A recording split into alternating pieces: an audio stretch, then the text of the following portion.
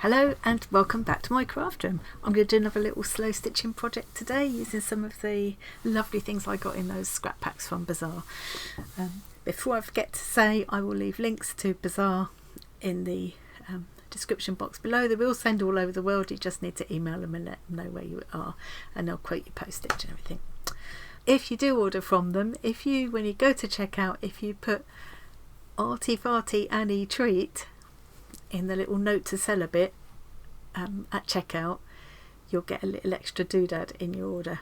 Unpredictable, it depends what they've got, what you've ordered and everything, but it's always nice to get a little bit of extra something for nothing in it. So last time, let me show you what I'm up to.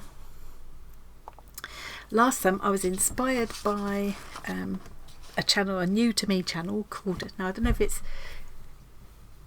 how you say it, I'll put it here, it's either Buku, I don't know how you're supposed to say it, but anyway, lovely channel, all sorts of interesting little projects on there that I want to try.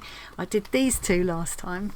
My take on there, I did put my own spin on it a little bit, but basically I used their patterns and made this was my sort of spin on it a bit, putting this tube in instead of a spool, and just made this a little bit longer so I could fit more needles and pins and it would wrap around. But yeah, you could put things other than sewing stuff in here. You could put little, emergency paracetamol in there, or a few coins, or a door key, bits of jewellery. Yeah, I was so pleased with these. It was quite quick. I had done both of them. I finished both of them that day. So. And all of these bits and bobs, the little decorative bits, little beads, buttons, everything I used except for a thin wadding. I used some of this inside. Other than that, everything came in the scrap packs. So I'm just going to see how much I can get out of these four. This is the 4 scrap packs worth. And so then I made this second one. I did some shisha embroidery on this one. The little shisha mirrors came in the packs as well. And with this one, instead of the tube, I glued together some tonic bottle with my favourite tonic water. Really, really enjoyed making them, and I'm going to make a few more up as little gifts for friends. They're a really nice, quick, easy project, and you can use pretty tiny scraps. You could patch together scraps as well onto this, so yeah, and you could do more fancy stitching as well if you wanted to. Okay, so that's those. This week I'm going to be inspired by a Buku video again. Let me quickly show you the one I'm looking at. There we go. It's this little triangle pouch. I'm going to call it a samosa pouch. It looks like a little samosa to me. And to close it, you just have to pull this drawstring here. How cute is that? Adorable.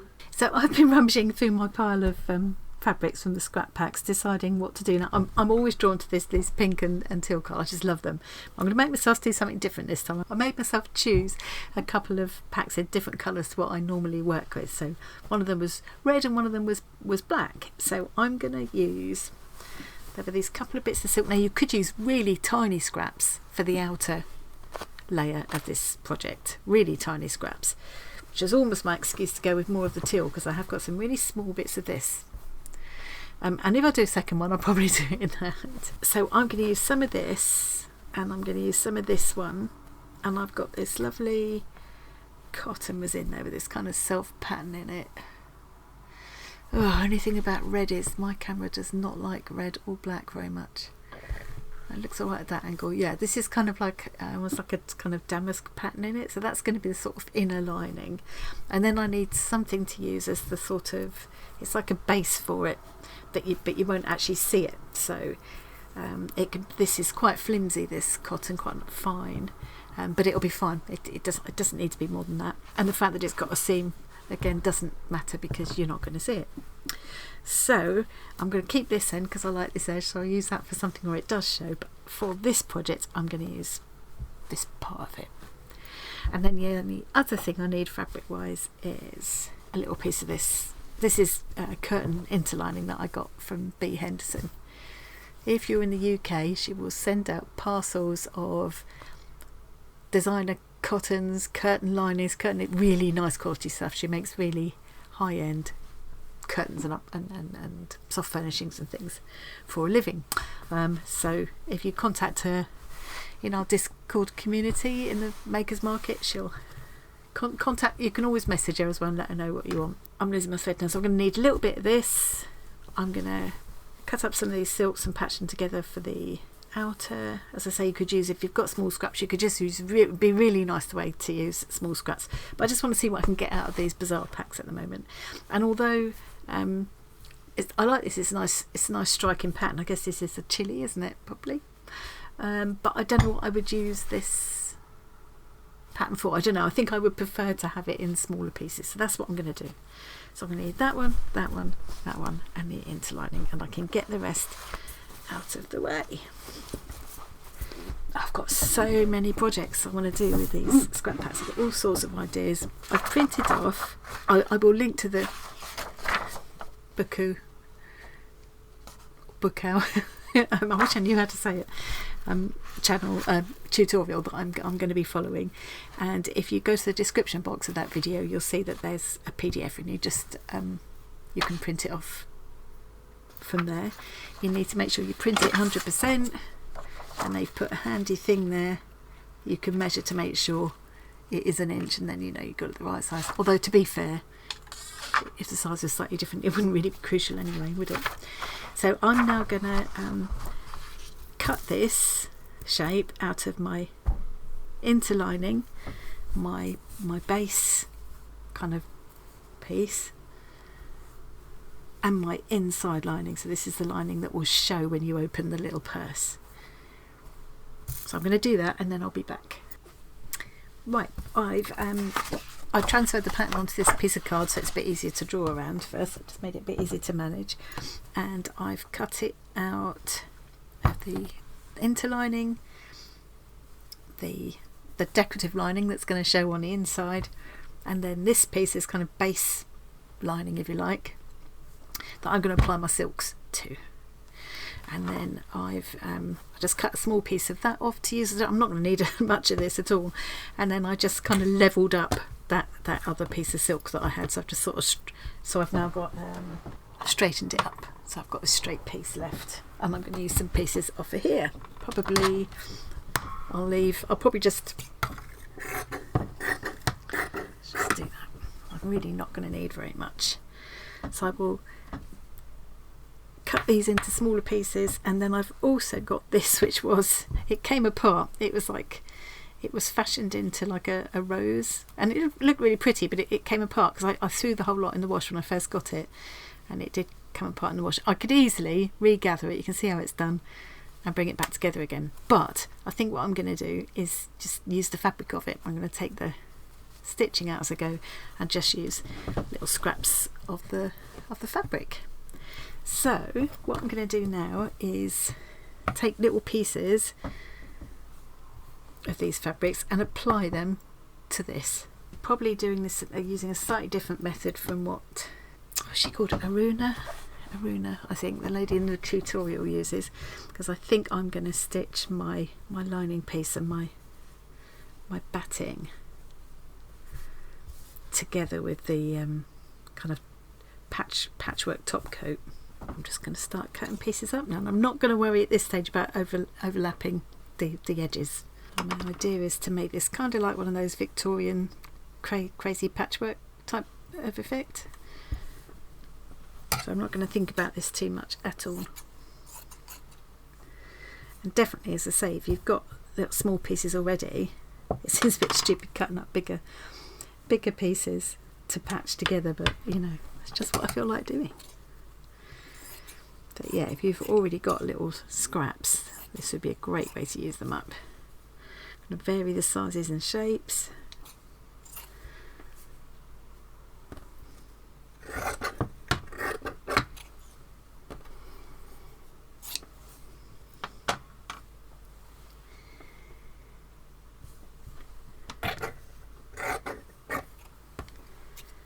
So I'm just going to keep doing this and lay lots of pieces out. They will all be overlapping. There will be bits where I can see them through each other, and none of that is going to matter.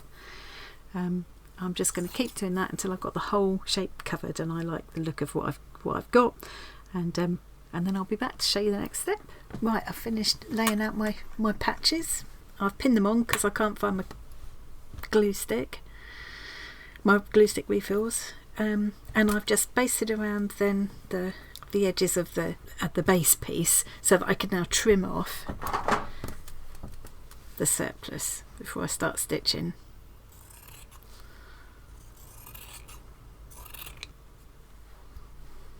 There we go. So now I'm going to use 2 strands of embroidery floss, and I'm just going to stitch back and forth, just lines of straight stitching, which is one of my most favourite, most relaxing things to do. I'm just going to do reasonably small and neat, but you know, not ridiculously small stitches.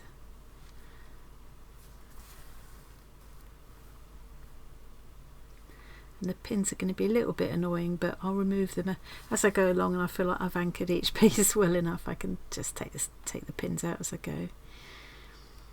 Hopefully it won't be too annoying. I think I like the red, so where it shows against either the black or the kind of ivory colour. The idea is that I'll just cover this whole thing with straight stitching, just to kind of start to bring everything together, unify all the pieces, secure them down, and then between each of the joins I'll do a little probably fly stitch, because that's quite good at kind of fusing the 2 edges together and stopping everything fraying. So I'm not very good at ooh, thunder outside. I love a storm. It's been lashing down there and blowing a gale all day, but that's the first thunder I've heard. Yeah, so I'm not very good at talking while I stitch, so I'm going to watch one of my YouTube friends talking and stitching instead. Christine or Susie or Tori or Sally, or catching up on my YouTube friends while I cover this with straight stitches. And you can see I'm not being particularly careful because I just never am really. I don't think it's gonna matter. I think it'll add to it for me. So I'm gonna, and it'll be easier to stitch a bit better when I'm not doing it at this funny angle so the camera can see as well. That's my excuse. Okay, so I'll see you when I've covered that with stitching. Right, so I've finished stitching all of those pieces down just with straight stitching all across like that. So it's just sort of helped to start unifying everything and securing everything to the backing. So now I'm going to do, I think, a Y stitch between each of the patches, which will just help to join the edges together and kind of meld everything together and stop any fraying and things like that. And I love a bit of fly stitch. I could sit and do that all day. In fact, I probably will. I was just going to go over that bit as if it's a join between 2, and it's not. That's part of the print. But I might put a decorative stitch there anyway. I've decided to go for, I might change my mind and do a bit of red and a bit of black as well, but at the moment I think I'm going to use this light beigey colour for the decorative stitching.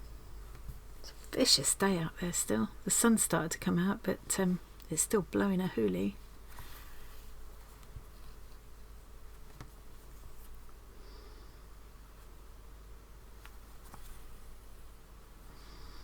Right.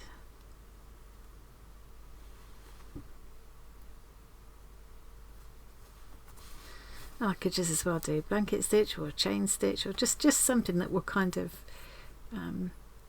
finish these edges between the pieces, because I've not turned the edges under, they're all raw edges. So, I mean, you could turn the edges under.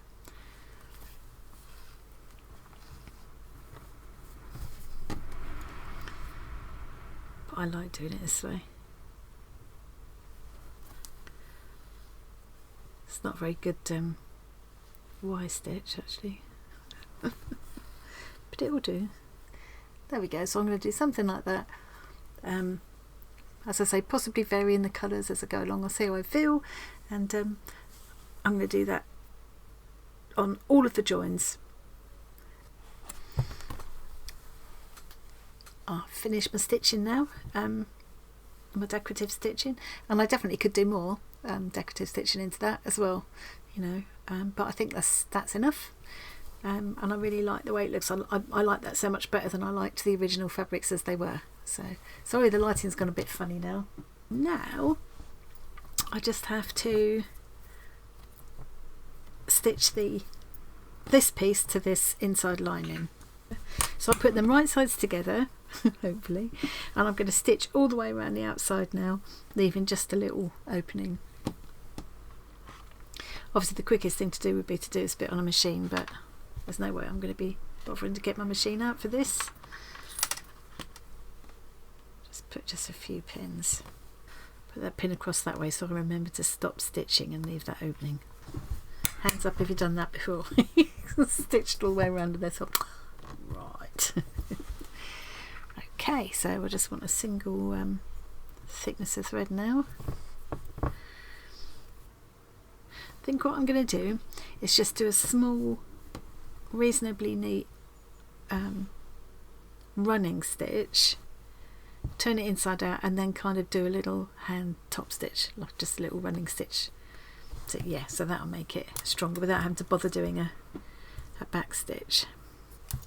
I don't think I've cut my pieces very accurately. I'm hoping it's not going to matter too much, but obviously it does matter a bit because you need the whole thing to fold together, so yeah, fingers crossed. And then after this I need to find a little bead and a piece of cord to pull the whole thing together. I don't know if I've got any suitable cord from the packs. I don't think ribbon's going to be right. Got this that came in the packs, but oops, bit of thread coming undone there. But I kind of had that in mind to use for a journal wrap that I'm going to do later. So there was this. I do love these fibres. Been saving these for doing some weaving with soon, and but it might work for this. But it really needs to be something that will pull in and out quite smoothly. So yeah. I'm going off that now. I think if this isn't long enough, I'm just going to grab a piece of cord from my enormous stash of cords and ribbons. Lost my needle now. Have you ever done that thing where you think you've lost your needle and then suddenly you pick up your pair of scissors later and the needle is magnetically stuck to the scissors? As I say, just a small running stitch. I think I can get away without having to bother doing a back stitch.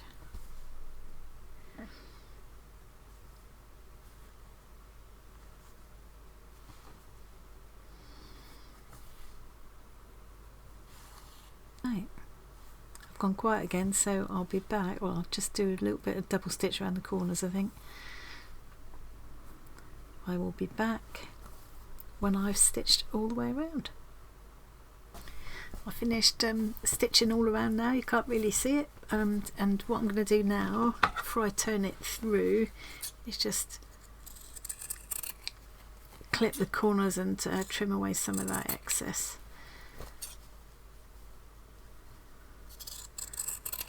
So it will all sit a bit flatter when I've turned it right way out.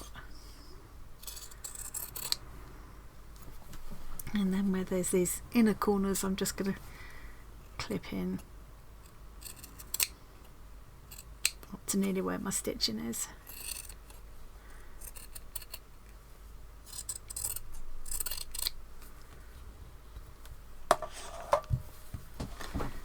Okay, fingers crossed it's all going to fit together now.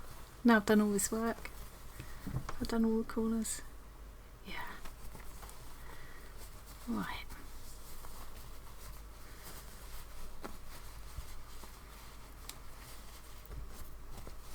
And this is if you get scrap packs like this and you get silk in there and you're not sure what to do, because I know a couple of people haven't been sure what to do with the silks. This is quite a nice way to use them, even quite small scraps of them. Basically you're backing them onto something that's a little bit sturdier.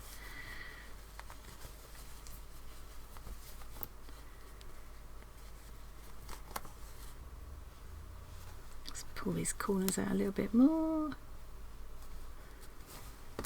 And I might have to look back at the tutorial again to remember how this goes together. I know one of the edges is longer than the other, I believe. Yeah, so this is the longer one. I think it's... No, I'm going to have to look at the tutorial. So first thing I've got to do is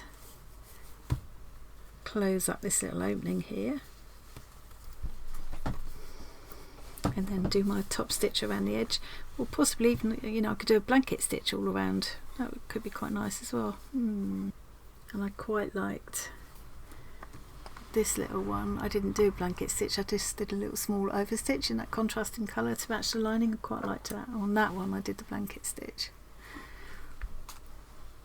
My end on the inside of the little knot. So I've come out on there, out of the red fabric. Now I'm going to go across into the top fabric and run my needle just a little way along. Now back into the red lining fabric again, and then back into the top fabric a little way along. So I'm just doing that all the way along to give me a reasonably invisible closure. Into the red, needle a little way along, come out again, back into the top, and so on and so forth. I think what I might do is a little neat overstitch like I've done on that one, as neat as I get, and do that in the black, and then I will finally be ready to put all of this together, and fingers crossed it all fits. I haven't done a great job on the turning inside out there, look, because it's a bit bunched up, that corner bit. It'll do, it'll do. Okay, see you in a mo. Nearly there now. I finished doing that. I'm not sure I like the black overstitching now, but hey ho, I've done it now. I'm not going to take all that out and do it again. And I think it'll look fine once it's all together anyway. So now it's the putting it together. And first step is going to be to stitch one of these short edges over to here. At this point you have to be aware that one of these is longer than the other. This is the longer one. It's the shorter one, the smaller little flap, that we're going to put over first. What I'm going to do is now just stitch those two edges together. I'm just going to use a ladder stitch again, I think. What Aruna does is, she hasn't got all this sort of messy overstitching here, but what she does is kind of ladder stitch the two, just the lining part together, and then she ladder stitches the top layer together so that it becomes quite an invisible seam. Mine isn't going to be, because I've got this deliberately obvious overstitching, which I quite like the look of. But I'm now thinking, because I've got all of these here in this beige, maybe I should have done this in the beige as well. I don't know. I could even still do another line of the Y stitch down there as well afterwards. I'll see how I feel. So anyway, I'm gonna stitch these two edges together and then I'll be back. There we go. I've finished doing that seam, and I ended up doing another little stretch of the Y stitch in the beige over the top of that, so it kind of, you can't even really see it's a seam. So now you have to fold it this way,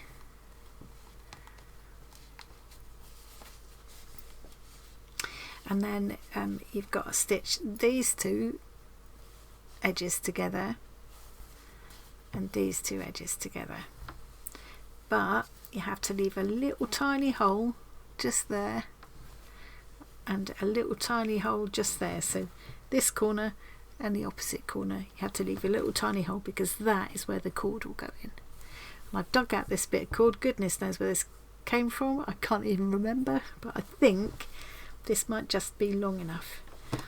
So yeah, I'm going to do the same thing with these two edges as I've done there, and then I'll be back for the last little bit, and then that's where we hope that it will all go together. At the moment I'm feeling like, how on earth is that going to turn into a triangle pouch? I might have done something wrong, but we'll find out in a minute.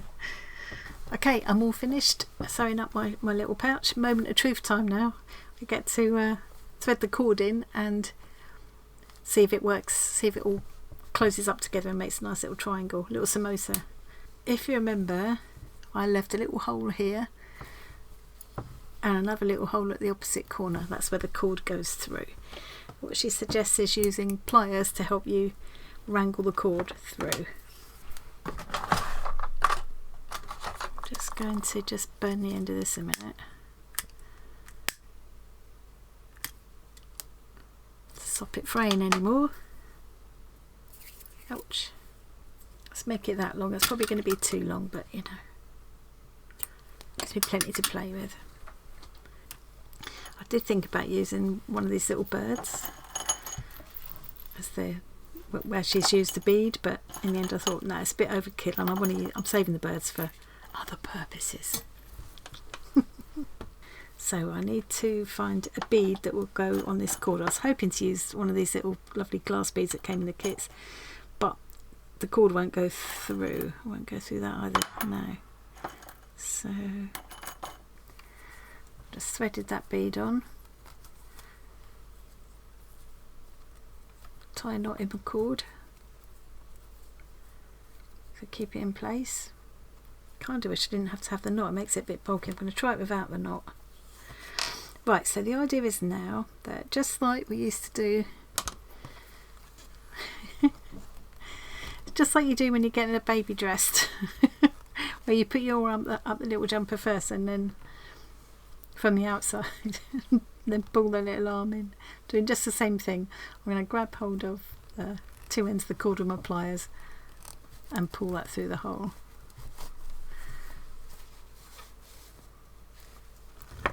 And of course the bead stops it coming through. And then the cord needs to go through this hole in the opposite corner, but it's not going up through the inside, it's going to go around and through the outside. So I need to go from the inside again, poke my pliers out the hole,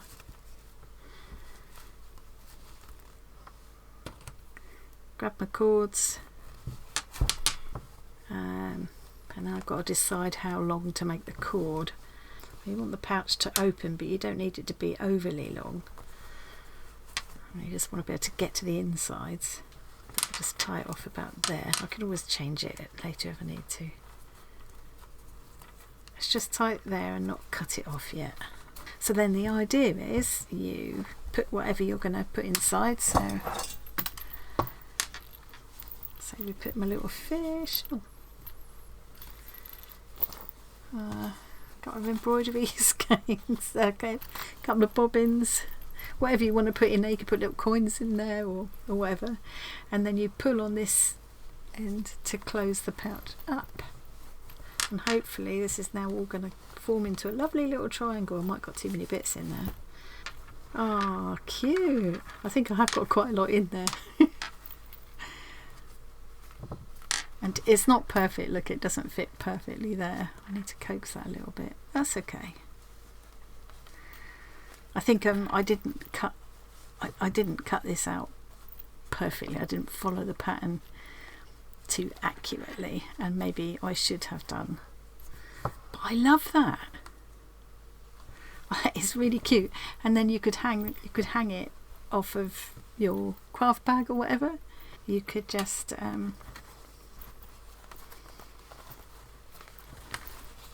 put it through like that so it would dangle off of there. I'm very, very happy with that. I'm going to make another one tonight. Really like that. I think if I'd have sewn it more accurately I wouldn't have that little blip there. A clever little, very simple, very clever little idea. Ah, a handy little thing. Put all your bits and bobs in there. Pull on the cord. Ha! Cute. And even though mine isn't perfectly sewn, it's still a pleasing little thing. You could definitely add more decorative stitching. You could definitely just do it with two pieces of fabric, you know, with a pattern fabric on the outside perhaps and a contrasting lining or whatever. Yeah, really nice. I think the bit of light batting in there is nice to give it extra body. but you probably could do it without that actually. We could just use something like t-shirt material or something just to give it a bit more substance if you wanted to. But yeah, cute little thing, really happy with that.